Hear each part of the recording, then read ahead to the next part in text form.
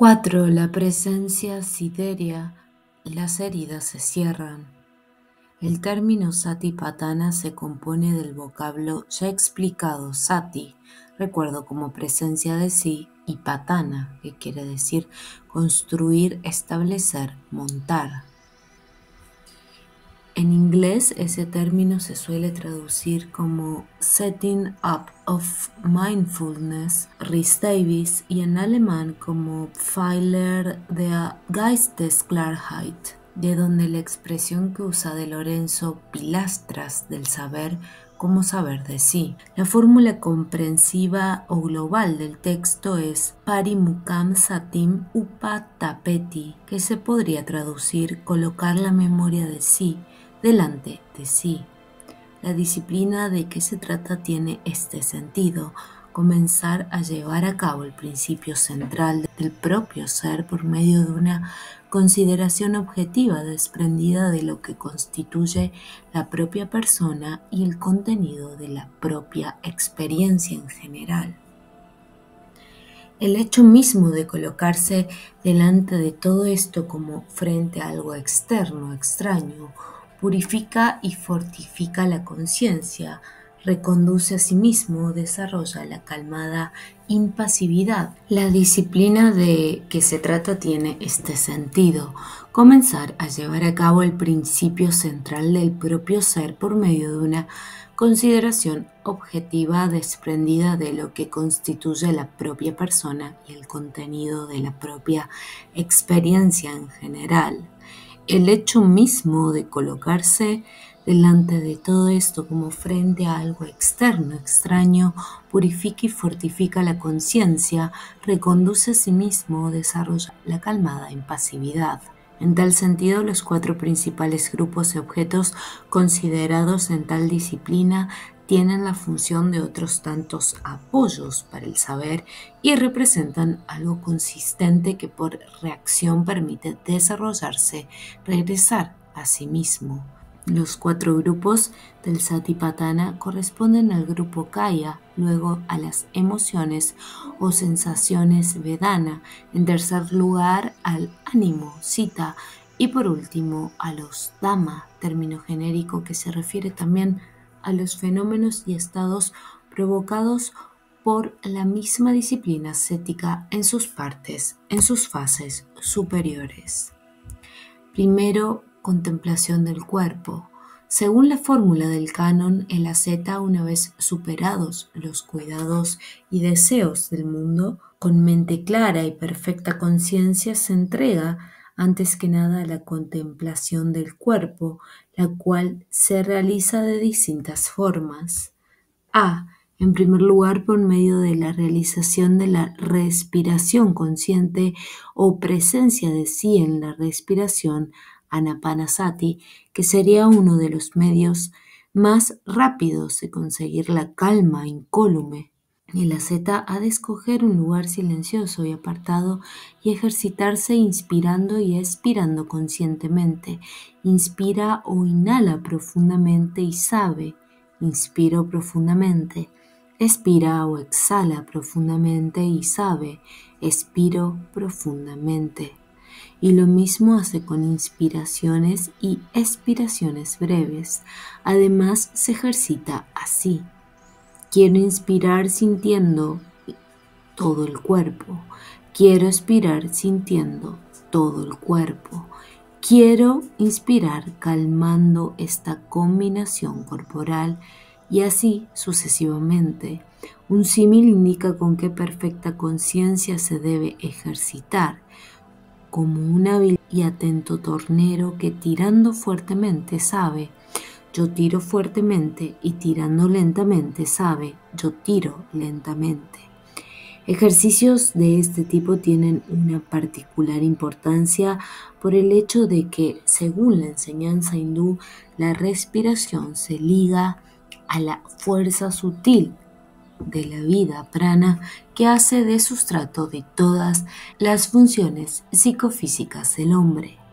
Todo el organismo está animado y recorrido por corrientes de fuerza sutil o nadi, término que suele traducir algo primitivamente como vientos, los cuales tienen su raíz en el prana y en el soplo. De ahí que en los Upanishads se diga, como los rayos de una rueda se apoyan en el cubo, así todo en el organismo se apoya en el prana. Tales enseñanzas remiten a una experiencia de la respiración, de que el hombre moderno ya no dispone y que puede despertar solo mediante un adiestramiento especial. Cuando el soplo o respiración se siente como prana, puede ser un camino. Una vez vuelta consciente la respiración, o sea, hecha la clara conciencia a la respiración, se tiene modo de alcanzar la vida de la propia vida y de controlar organismo y mente en muchos aspectos que escapan de la conciencia común y al ordinario querer. Además, es posible, tomando como vehículo el ritmo de la respiración, volver corpóreos y orgánicos ciertos estados de conciencia, compenetrando de esos las energías del ser samsárico, para de ese modo estabilizarlos y consolidarlos por un lado y producir las modificaciones correspondientes de la sustancia samsárica por el otro. Es así que en el budismo se consideran ulteriores desarrollos de la disciplina del soplo. Del campo puramente corpóreo se pasa al psíquico y se proponen fórmulas como esta. Quiero inspirar sintiendo placer. Quiero expirar sintiendo placer. Quiero inspirar sintiendo la mente. Quiero expirar sintiendo la mente. Quiero inspirar levantando la mente. Quiero expirar levantando la mente. Quiero inspirar recogiendo la mente. Quiero expirar recogiendo la mente. Y lo mismo para relajarla. Por fin, la respiración se asocia a las demás contemplaciones o realizaciones, acompasándolas e infundiéndolas en la contrapartida sutil y subconsciente de la estructura humana. Se dice también que con una inspiración y expiración, así practicada, así ejercitada, incluso los últimos respiros cesan de manera consciente y no inconsciente. En los Upanishads se dice, en verdad estos seres llegan detrás del soplo, parten detrás del soplo. En este estadio el fin de las prácticas es solo contemplativo.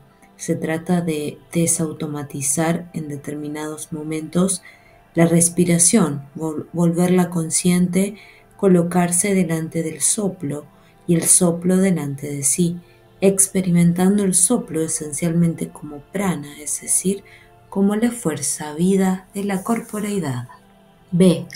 En segundo lugar viene la contemplación del cuerpo, en todas sus partes, con la imperturbabilidad y la exactitud propias de un cirujano en una autopsia. La fórmula canónica es: he aquí, este cuerpo lleva un mechón de cabellos, tiene pelos, uñas, dientes, piel y carne, tendones, huesos y médula, riñones, corazón, hígado, intestino, mucosas, heces, tiene bilis, secreciones, pus, sangre, sudor, linfa, lágrimas, suero, saliva, moco, sinovia, orina. Y para orientar la operación se da el siguiente símil: como si un hombre con buena vista tuviera un costal lleno de cereales mezclados, lo desatara y examinara atentamente su contenido. Esto es arroz, esto son habas, esto es ajonjolí. Naturalmente, lo mejor que puede hacer quien desee seguir estas disciplinas sería precisamente dirigirse con el forense y presenciar alguna autopsia. Tendría así como base para meditaciones de este género imágenes particularmente vivas y eficaces. La meta es siempre la misma: desidentificarse, crear distancia. Este soy yo, este es mi cuerpo, hecho así y asá, compuesto de estas partes, de estos elementos. Hay textos en los que como potenciación se propone contemplar las distintas enfermedades a que está expuesto el cuerpo. Tercer ejercicio. Ahora se considera el cuerpo en función de los 4 grandes elementos que lo componen. Camine o esté quieto, el AZ ha de considerar el cuerpo que lleva como especificación de todos los elementos. Este cuerpo tiene las especies de la tierra, las especies del agua, las especies del fuego, las especies del aire.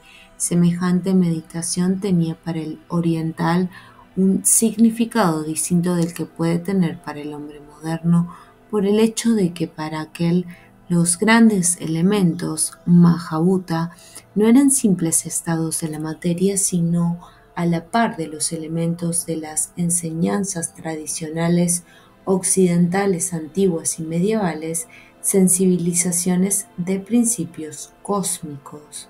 Como sea, el sentido de la meditación es concebir el cuerpo en función de las fuerzas impersonales del mundo, las cuales siguen sus propias leyes con indiferencia para nuestra persona. En segundo lugar, es necesario pensar que también estos grandes elementos están sometidos a la ley del cambio y de la disolución. Así, en algunos textos se dice que se han de representar vivamente con la mente los periodos tanto de potencia como de decaimiento y disolución de las manifestaciones cósmicas de los 4 elementos para llegar a la evidencia. Si también para estas potencias del mundo hay mutación y fin, ¿acaso no los va a haber para este cuerpo de menos de 8 palmos de alto producto de la sed de existencia? ¿Podría acaso valer para este yo, mío o soy? Lo que en realidad vale es nada es suyo. También para esta tercera operación hay un símil. Al reconocer en el cuerpo este o aquel elemento, es preciso proceder de la misma manera de quien destaza a una vaca, separa las partes y las lleva al mercado y luego se sienta, es decir, al final regreso a sí mismo, calma, memoria de sí. Es preciso despertar el sentido de que mientras aún está vivo y es nuestro, el organismo sigue leyes objetivas y elementales propias de las grandes fuerzas de las cosas e indiferentes respecto del mundo del yo. Al despertar ese sentido, el cuerpo ofrece de nuevo una base para una reacción y una desvinculación de lo que en el hombre es extrasamsárico. D. Marananusati Contemplatio Mortis. Se prescribe imaginar un cadáver en todas las fases de su descomposición, rígido, luego hinchado y pútrido, luego descarnado con los solos tendones, luego sin carne ni tendones, luego como huesos esparcidos, como huesos amontonados y mezclados con otros, y por fin como huesos podridos y huesos hechos ya polvo. Junto con todo esto se ha de pensar también mi cuerpo tiene tal naturaleza, así se volverá, no puede escapar de esto. Las imágenes han de despertar sentimientos particularmente vivos, aunque sin conducir a reflexiones, como las de Hamlet ni de Cantor Semita de la Vanitas Vanitatum. La visión neta y cruda y vívida de la caducidad del cuerpo se considera aquí como un apoyo porque no ha de conducir a deprimir el ánimo, sino que por contraste debe reavivar una conciencia desprendida, capaz de imaginarse el fin del propio cuerpo y la muerte en perfecta calma. Se trata una vez más de consolidar el elemento siderio extrasamsárico.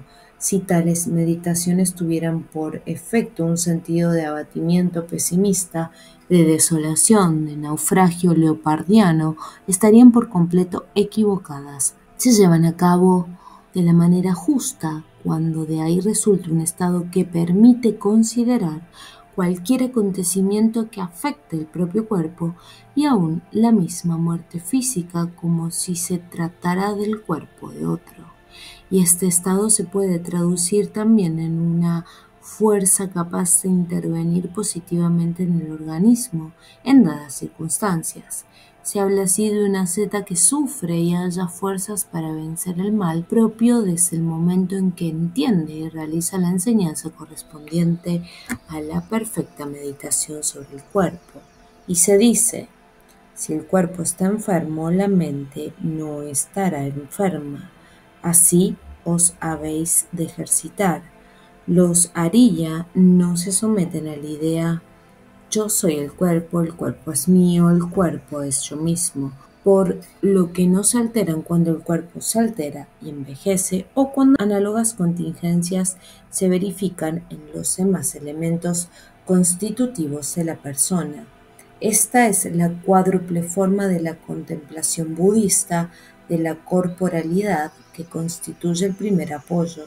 El fin que repetidamente hemos aclarado se confirma con el dicho de que tal contemplación bien practicada y ejercitada hace presentir la mata, sánscrito amrita, o sea, la sin muerte. 2. Contemplación de las sensaciones. Después del cuerpo, las sensaciones vedana constituyen una base para la presencia sideria en sí. La fórmula canónica es: el asceta vigila la sensación interna sobre la sensación, dentro y fuera vigila la sensación sobre la sensación, observa cómo se forma la sensación, cómo la sensación pasa, cómo la sensación se forma y pasa. He aquí la sensación, saber esto se convierte en su apoyo, precisamente porque sirve para el conocimiento, para la reflexión. Ejercicios de este tipo se pueden asociar con el llamado control de los 6 campos internos-externos, aunque de ordinario se incluyan en la cuarta sección, en la sección de los Dhamma. Se trata de los campos de los sentidos entre los que se comprende el órgano mental. La fórmula es: el asceta conoce el ojo, conoce las formas y toda combinación resultante de ambos que vincule, conoce. Conoce cuando tal combinación ocurre, conoce cuando cesa la combinación acaecida y conoce cuando la acaecida combinación no aparece ya en el futuro. La misma fórmula se repite para el oído y los sonidos, para el gusto y los sabores, para el tacto y los contactos, para el pensamiento y para los objetos mentales. En primer lugar, se puede no comprender la acción que se ha de desarrollar. ¿Qué es ese conocer por separado las facultades sensibles y sus objetos? ¿Cómo podría hacerlo un extraño a unos y otros seguir la combinación en el mismo espíritu de un químico que sigue los efectos de la asociación de dos sustancias que tiene delante de sí? Es preciso entender el sentido de la disciplina, dándose cuenta antes que nada del estado de la experiencia común que se agota en el flujo. Lo que se ha dicho a propósito de un pensamiento pasivo se repite más o menos para los diferentes sentidos. En realidad, decir yo veo, yo gusto, yo oigo es en la existencia samsárica casi un eufemismo. Aquí existe en efecto solo el hecho visión, el hecho audición, sabor, etc., con una promiscuidad de objeto y de sujeto, con una absorción de la conciencia en su experiencia propia de los procesos de combustión. La disciplina en cuestión apunta a disolver tal mezcla irracional hasta el grado de quien puede verdaderamente decir yo veo, yo gusto, yo oigo, yo huelo, Yo pienso con la misma claridad y presencia de sí de quien al tomar con la mano o dejar caer un objeto sabe, tomo, dejo este objeto. Ha de surgir pues respecto de las potencias de los sentidos y de la misma mente el sentimiento real como si se tratara de los órganos verdaderos y propios que se usan conscientemente con cierta distancia. Yo aquí y allá la cosa vista o sentida o gustada. Y esta es la experiencia, la combinación de ambos como un hecho o vínculo elemental que he esclarecido delante de mí. He aquí un símil de los textos, así como del contacto de dos pedazos de madera que se frotan uno contra el otro nace el calor, surge el fuego, pero al separar esos dos pedazos de manera una vez separados, el calor que había producido cesa, se extingue. Así debe establecerse bien claro el saber. Esta sensación ha surgido. Esta sensación se ha extinguido y se añade con referencia precisa al propósito general de tales contemplaciones. Queda aún la impasibilidad pura, clara, dúctil, flexible, esplendente. Ejemplo de tal contemplación es un plano bien común, el de la comida. El bocado es engullido conscientemente, se hace que gira en la boca para no dejar nada sin masticar y nada se queda en la boca y luego se toma otro bocado. El asceta siente el sabor al tomar el alimento pero no lo goza, o sea, gusta conscientemente pero se mantiene distanciado. Para extender un control de cariz más allá de determinados momentos de ejercicio es posible naturalmente una aplicación notable. Se trata en efecto de sustituir un hábito por otro, más aún se trata de dar cuenta de la fuerza de identificación sorda e instintiva que actúa y anida en la primera. El desarrollo natural de esta contemplación es la llamada alerta frente a los sentidos o curación de las heridas, de que hablaremos más adelante. Véase segunda parte, capítulo 4. 3. Contemplación del ánimo. El término vedana, además de sensación, puede significar emoción o sentimiento, por lo que existe un paso natural desde el campo de la segunda a la tercera contemplación que trata de despertar el saber frente a cualquier estado de o mutación del propio ánimo. La fórmula canónica es: una asceta conoce el ánimo afanoso como afanoso, y el ánimo no afanoso como no afanoso, el ánimo rencoroso como rencoroso, y el ánimo no rencoroso como no rencoroso, el ánimo equivocado como equivocado, y el ánimo sin error como sin error, el ánimo recogido como recogido, y el ánimo distraído como distraído, el ánimo que tiende a lo alto como tendiente a lo alto, y el ánimo de bajo sentir como de bajo sentir, el ánimo noble como noble, y el ánimo vulgar como vulgar, el ánimo tranquilo como tranquilo, y el ánimo inquieto como inquieto. Conoce el ánimo liberado como liberado, y el ánimo vinculado como vinculado. Esto significa cultivar en primer lugar una actitud de sinceridad y objetividad respecto de la propia vida interior psicológica y emotiva. En segundo lugar, se trata de nuevo de la fuerza que se despierta en la visión desidentificante.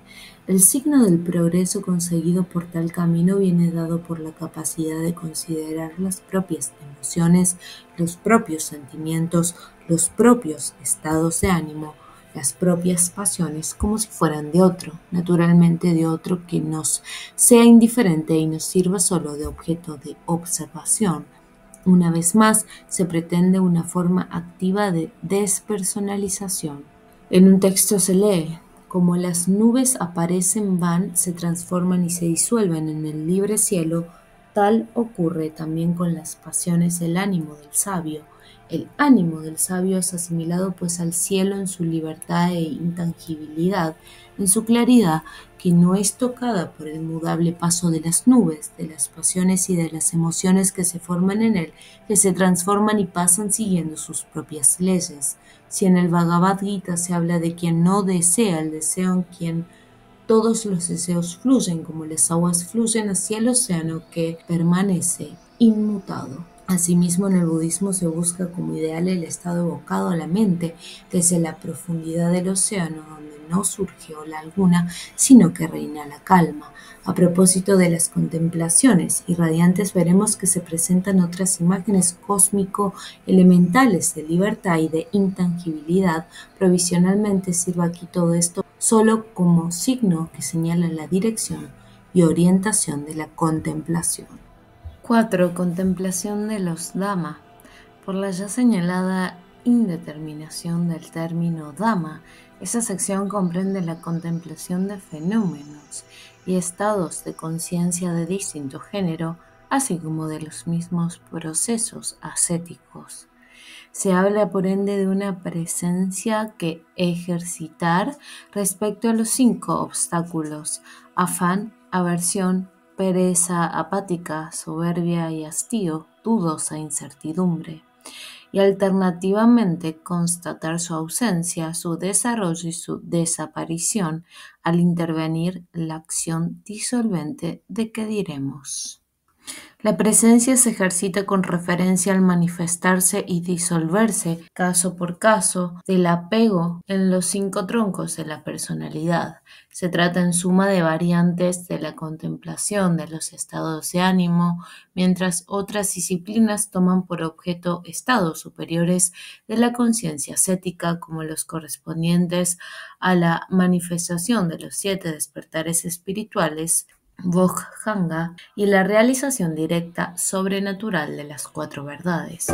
Una conciencia alta y desprendida se ha de mantener, pues, en el mismo desarrollo que la alta ascesis, y la identificación se ha de combatir en la misma experiencia suprasensible, pero tienen que ocurrir pérdidas de control y agitaciones, mas sobre toda experiencia y sobre toda acción debe difundirse una luz calma y firme. El puro y desprendido elemento conciencia sati debe constituir, por así decir, una dimensión ulterior respecto de cualquier contenido de la experiencia. En cuanto se estima el estar consciente, se advertirá por el valor que da el budismo a las acciones en general. Una acción buena pero inconsciente, según esta doctrina, se juzga inferior a una acción mala pero consciente. Se admite que una culpa cometida sin querer es más grave que la cometida a sabiendas. Según esta manera de ver, que es contraria a la de la moral corriente, está claro que el mayor o menor grado de conciencia de presencia de sí es estimado como el valor fundamental. Tal es la cuádruple forma de Satipatthana. Como se ha señalado, las realizaciones conseguidas en particulares ejercicios deben desarrollarse hasta la forma de un habitus de clara conciencia que se ha de mantener en todo momento de la vida cotidiana, lo cual en los textos se concibe como un desarrollo de la primera contemplación a tenor de esta fórmula. El asceta sabe cuando camina, yo camino. Cuando está quieto sabe, yo estoy quieto. Sabe cuando se encuentra en esta o aquella posición, que es esta o aquella posición. En una palabra, acaba por llevar literalmente su propio cuerpo. Es característico el comentario a un texto. ¿Quién camina? La percatación es, no es el yo quien camina. ¿De quién es el caminar? No es de un yo. ¿Quién determina el caminar? Un acto del espíritu transmitido y asumido por el soplo, prana, que compenetra el cuerpo y lo mueve. Los textos especifican más adelante. El asceta está del todo consciente del ir y andar, del mirar y quitar la mirada, de inclinarse y enderezarse. de que está vestido, de comer y beber, de masticar y gustar, de evacuar los excrementos y orinar, de caminar, estar de pie y sentarse, de dormirse y despertarse, de hablar y callar. Como en un espejo se mira y remira antes de hacer una acción, se mira y remira antes de decir una palabra, se mira y remira antes de abrigar un pensamiento. Se comprende fácilmente que siguiendo este camino un hombre acaba por transformarse en una especie de estatua viviente impregnada de conciencia, en una figura compenetrada de compostura, decoro y dignidad, la cual no puede menos de hacernos recordar no solo el estilo genérico de la antigua aristocracia arilla, sino también el celebrado en la antigua tradición romana, en el tipo originario del senator, del pater familias, de los mejores nostri del Flamen Dialis. En realidad es posible establecer una relación natural entre tales efectos de la disciplina, de la clara conciencia y los rasgos de estilo que junto con los 32 signos del hombre superior, la tradición ha compendiado en el tipo del despertado Arilla según los siguientes términos. Como habla el completo, así actúa, y como actúa, así él habla. No va ni demasiado deprisa ni demasiado despacio. La parte inferior del cuerpo, mientras camina, no oscila ni se mueve por la fuerza del cuerpo. Al mirar, lo mira todo de una vez, derecho, no hacia arriba ni hacia abajo, ni camina lanzando la mirada aquí y allá. Se sienta siempre compuesto, sin abandonarse con el cuerpo, no haciendo movimientos inútiles con las manos, no cruzando las piernas, no apoyando el mentón en la mano. Está calmado, rodeado de aislamiento. En realidad la calma sideria, presencia de sí mismo, no puede no tener por consecuencia la estilización que actúa sobre la parte irracional, oblicua y huidiza del ser humano. Como la mirada calma y severa del maestro basta para poner en su sitio la turbulencia del escolar que se creía no observado, se puede decir así que incluso en el plano exterior se inicia aquí aquella sustitución de fuerzas que constituye la meta esencial de toda la ascesis arilla.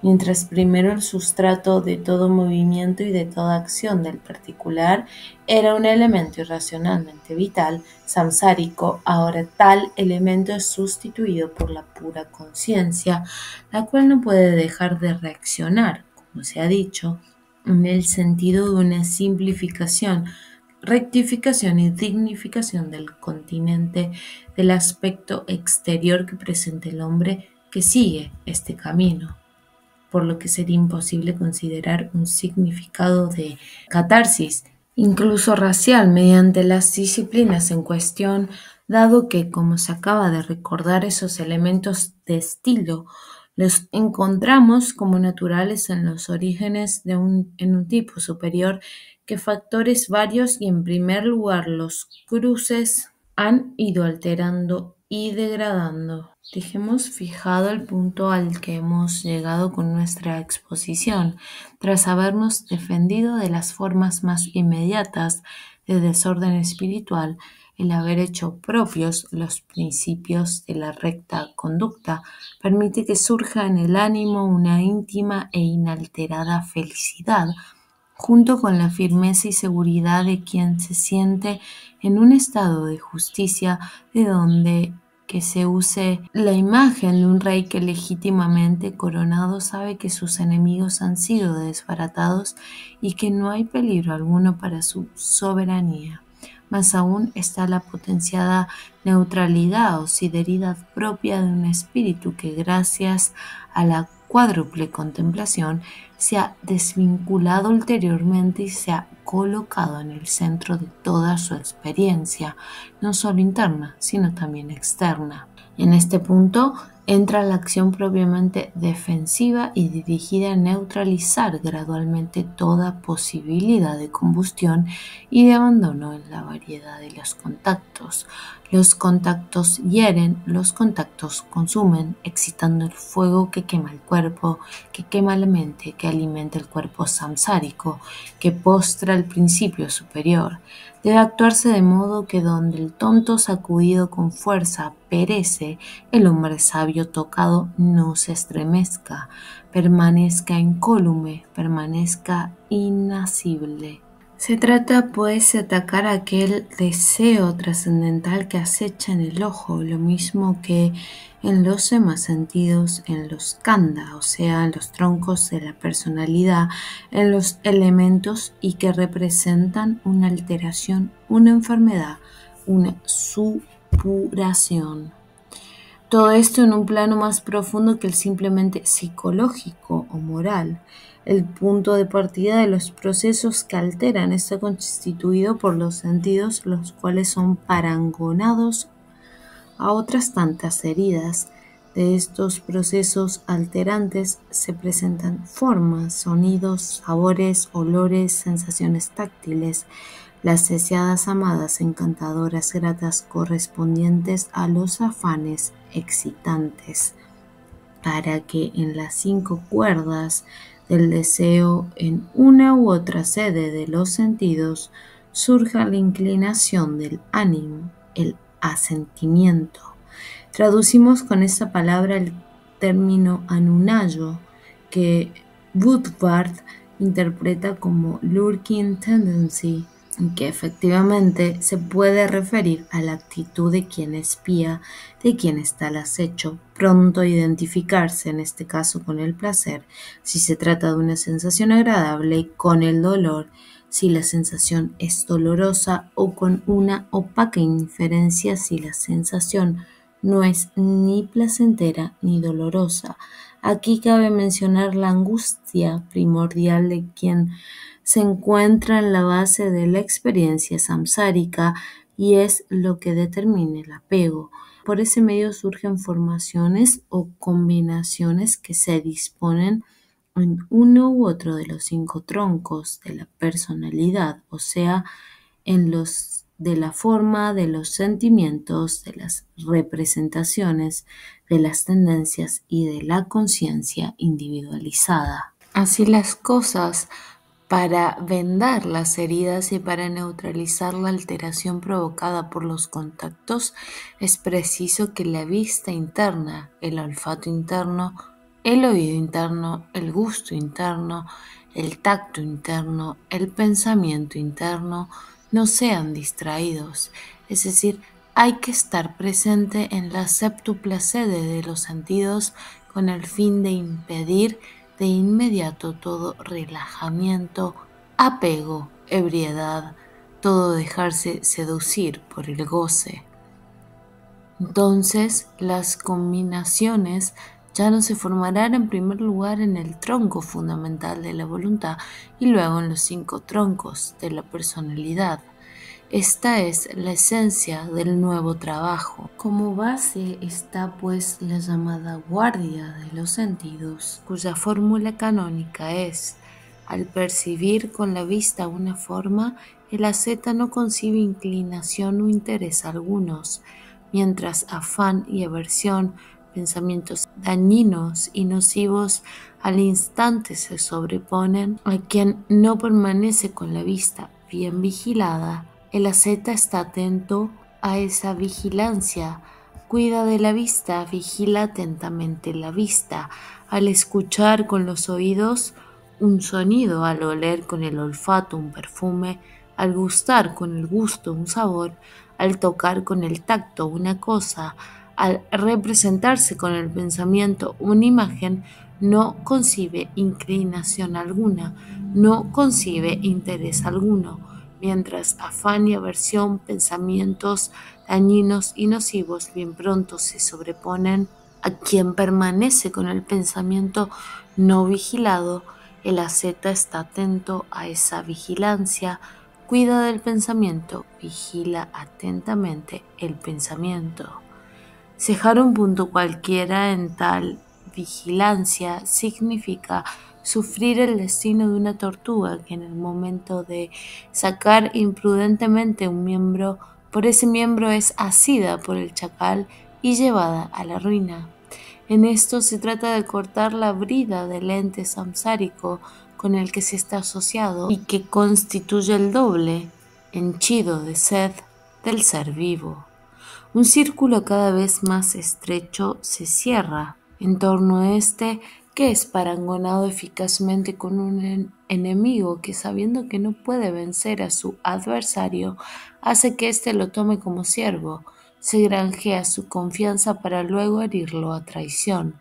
Tal, se nos dice, es la parte que tiene en nosotros el yo ilusorio, creado por la identificación, mientras no nos iniciemos en la doctrina de los Ariya, que luego la disciplina de la vigilancia de los sentidos o de vendar las heridas tenga por culminación una superior libertad, derivará de la asociación de su propósito con la conocida imagen de quien, teniendo en la calle un tiro de pura sangre, puede guiarlo a donde quiere. Quien ignore esta práctica o la descuida queda dominado por las formas, por los sonidos, por los olores, las impresiones gustativas, por los contactos, por los pensamientos, en vez de ser su dominador. Por otro lado, tal disciplina puede ser marcada por la palabra silentium, ceñirse de silencio, silencio en sentido iniciático. Las impresiones son detenidas en la periferia, en las márgenes de los sentidos. Entre ellas y el yo hay ahora una distancia, un espacio hecho de silencio. Entiéndase un silencio que consiste en no pronunciar, no ya la palabra exterior, sino ni siquiera la palabra interior, que implica asimismo no oír, no ver, no imaginar. Tal motivo se ha expresado incluso de manera popular. Corresponde en efecto al significado más profundo oculto en la bien conocida estatuilla de los tres simios sagrados de Benares, actual Varanasi, uno de ellos tapándose los oídos, el otro cubriéndose la boca y el tercero los ojos. No hablar, no oír, no ver. Y aquí se puede recordar también la curiosa fórmula hermética: quien tenga oídos, ábralos, en el sentido de una atención vigilante ante cualquier impresión. Quien tenga boca, manténgala cerrada, en el sentido del susodicho silencio, de la calmada e inalterable neutralidad. Es por este medio como se consolidan las condiciones para la ulterior liberación y luego para el desarrollo del principio extrasamsárico. Veremos que tal desarrollo se continúa directamente en los cuatro jhana. Como contrapartida de la guardia a la puerta de los sentidos, se tiene que efectuar una labor de desintoxicación de la zona aislada para eliminar o reducir los focos internos de agitación y de ensimismamiento que se reavivan en todo contacto externo. Esto corresponde a la llamada remoción de los 5 nirvarana, término que tiene el significado de escorias, obstáculos o impedimentos. Los 5 nirvaranas son deseo, kamachanda, aversión o ira, vyapada, pereza apática, tinamida, soberbia y hastío, udakakakuka, y dudosa incertidumbre, vichikicha. La acción de estos 5 obstáculos está indicada atinadamente en los siguientes símiles: como quien quisiera ver su propia imagen en un agua donde se mezclan todo color, deseo, o en un agua hirviente, aversión o ira, o en un agua llena de fango y de algas, pereza apática, o en un agua agitada por el viento, soberbia, hastío, o en fin en un agua oscura y cenagosa, duda. La remoción ocurre a través de una acción directa del espíritu sobre el espíritu, junto con un calmado y atento escrutarse a sí mismo. La disciplina se explica así en los textos. El asceta busca un lugar solitario y se entrega a la meditación. Se aconseja también una conocida posición del yoga, sentarse con las piernas cruzadas y el cuerpo erguido. Esta postura tradicional hindú se adecua al propósito solo si se está acostumbrado a ella hasta el grado de que resulte natural y no requiera esfuerzos ni fatigue. En general, la postura que se recomienda para esta contemplación, lo mismo que para otras, tiene que ser tal que se logre un equilibrio, que no se decaiga, que tenga casi un valor simbólico de presencia de sí, de donde el término técnico de mudra, sello, no requiere esfuerzos que distraigan al espíritu. He aquí cuál es la fórmula de la meditación. El asceta ha dejado el afán mundano y está ahora con ánimo sin afán. Purifica de afán su ánimo. Ha dejado la aversión y está ahora con ánimo sin aversión. Purifica de aversión su ánimo. Ha dejado la inercia y la pereza, amante de la luz claramente consciente. Purifica su ánimo de soberbia y hastío. Ha dejado de titubear y se ha liberado de la dudosa incertidumbre. No duda de lo que es saludable. Purifica su ánimo de titubeos. Se trata en el fondo de una quintesencia de las disposiciones ya propiciadas por el sila, por la recta conducta. Aquí se busca, evidentemente, llegar a una forma más profunda por medio del reforzado poder de visión interior de quien está predispuesto por las anteriores disciplinas. Se trata de incidir de cierto modo en los sankhara, o sea, en las tendencias innatas y congénitas procedentes en parte del legado extraindividual que se ha recibido. Por esto, aquí lo que en primer lugar se realiza en determinados momentos se debería desarrollar hasta un estado casi permanente. En tal sentido se puede entender la llamada triple vela o vigilia. Durante el día, caminando sentado, apartar el ánimo de cosas perturbadoras. En las horas medias de la noche, acomodarse del lado derecho como el león, un pie sobre el otro, pensando en la hora en que se quiere despertar. A últimas horas de la noche, álzate de nuevo, camina o siéntate y aparte el ánimo de cosas perturbadoras. Se trata pues de una especie de continuo examen de conciencia. Los llama, o sea, los periodos de la noche contemplados en esta disciplina en la tradición budista comprenden 4 horas cada uno. El primero desde las 6 de la tarde a las 10, el segundo de las 10 a las 2 de la madrugada y el tercero de las 2 a las 6 de la mañana. Así, en realidad, el periodo de sueño verdaderamente o del lapso que en el hombre común correspondería al sueño queda reducido a 4 horas únicamente, de las 10 de la noche a las 2 de la madrugada. Y en esto no se ha de ver una disciplina ascética de mortificación. Es natural que a medida que se adelanta en el camino de la iluminación, la necesidad de dormir puede disminuir notablemente sin que se sufra malestar. También aquí la intervención unilateralmente autoritaria solo generaría estados de fatiga y de falta de atención que resultarían contrarios a la vida espiritual de vigilancia. Con el cuidado atento de las heridas y con la acción en contra de las escorias se refuerza la zona del silencio, en la que se pone por obra un gradual crecimiento interior extra samsárico que debe ayudarse de un iluminado esfuerzo y que se puede poner en relación con los ya mencionados 7 despertares, Bojjhanga, concebidos como la contrapartida positiva de la acción catártica o profiláctica, o sea, como la defensa de la intoxicación realizada actuando. La fórmula canónica es: a razón vista, el asceta opera el despertar de la claridad espiritual derivado del desprendimiento, derivado de la renuncia, derivado del detenimiento, que pasa a la consumación.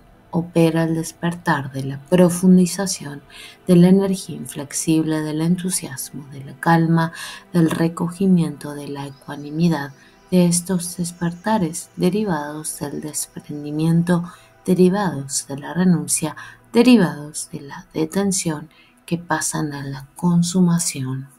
Por lo que respecta al lugar de tales despertares, en el complejo del desarrollo son posibles diversas interpretaciones. En efecto, su sentido global refleja el de los cuatro jhana, los cuales entran en un orden especial de contemplaciones que se han de realizar con un desprendimiento pleno de la experiencia externa. Aquí los podemos entender en un plano más relativo, a manera de una cierta transfiguración y liberación de facultades que ya están compenetradas del elemento bodhi, de ahí la expresión Vojjhanga. En la fórmula citada no se trata de una enumeración esquemática, sino de una serie en la que la meditación realizadora debe captar la íntima concatenación causal de cada término hasta el grado de que pueden ser llevados con naturalidad a que pasen de uno a otro y a ver en adelante la integración y resolución de lo precedente. Es así, más que nada, como se ha de efectuar la meditación no distraída. Es así, más que nada, como se tiene entonces que despertar el estado de claridad espiritual, fijarlo en la mente, desarrollarlo, desenvolverlo, dominarlo y ver por fin cómo tal estado conduce al segundo despertar, lo que conduce a una profundización a la que puede servir de sostén determinado elemento de la doctrina. Tal profundización desarrollada, fijada, desenvuelta y dominada deben causar hacia el despertar de la fuerza inflexible, la conquista perfecta de la que debe dar a conocer un estado de especial y purificado entusiasmo, de purificada alegría. Desarrollando ulteriormente la meditación es preciso intuir que este entusiasmo, esta alegría despertada y perfectamente desarrollada en un cuerpo que se calma, en un ánimo que se calma, se resuelve y libera en el siguiente despertar, es decir, en el de la calma. Desenvuelta, profundizada, fijada y dominada, la calma se despierta el recogimiento, el cual, completamente desarrollado, se fija y resplandece en la ecuanimidad, que es el séptimo despertar. Se trata pues de las correspondientes etapas de una meditación realizadora, ligada por una íntima continuidad. A través de dichas etapas se llega a la confirmación de cuanto ya se había ido determinando en el Satipatthana, en la cuádruple contemplación desprendida, o sea, en la impasibilidad calificada como pura, clara, dúctil, flexible, esplendente, lo cual nada tiene que ver, se nos advierte, con la indiferencia del hombre obtuso, con la del tonto, del ignorante, del inexperto hombre común que no pasa el límite. Quizá sea oportuno añadir que el estado del que tratamos no se debe en modo alguno confundir con una apatía y una atonía, sino que se desarrolla a la par que un sentimiento de felicidad purificada, intelectualizada y heroica, por cuanto que tal asociación de ideas a primera vista puede parecer difícil de comprender. En el Bhagavad Gita se lee: cuando la mente dominada por la ascética se aquieta, cuando el asceta viendo el sí en sí goza en sí mismo, conoce la infinita felicidad que, trascendiendo los sentidos, solo puede ser captada por el intelecto y fijado en ella, no se mueve de la realidad. Téngase por seguro que este desprendimiento de la unión con el dolor es llamado yoga. De igual manera, en el budismo se habla de una felicidad que se antoja fangosa y putrefacta frente a la ligada al desprendimiento, a la calma, a la iluminación. Además, se consideran secuencias como esta. En el asceta surge la alegría. Esa alegría lo hace feliz. El cuerpo feliz se calma. Calmado el cuerpo surge la serenidad. En esta serenidad el ánimo se detiene, se recoge. Esto como camino hacia los cuatro jhana. Otra secuencia presenta el aspecto de una serie concatenada que se desarrolla en sentido ascendente después de la descendente, que a través de los 12 nidana ha conducido hasta la existencia samsárica. El punto de partida de esta nueva serie es en efecto el estado de sufrimiento, de agitación, de contingencia, que corresponde al último nidana del camino descendente. Más allá de este surge el estado de la confianza. Este conduce a la alegría purificada, pamuja, sigue la serenidad que da lugar a la beatitud, que pasa a la ecuanimidad. El término usado aquí literalmente significa desvanecerse, cesar de estar en un lugar. Se trata de un estado de equilibrio liberado, por lo que pamuja a veces figura como antecedente a la extinción.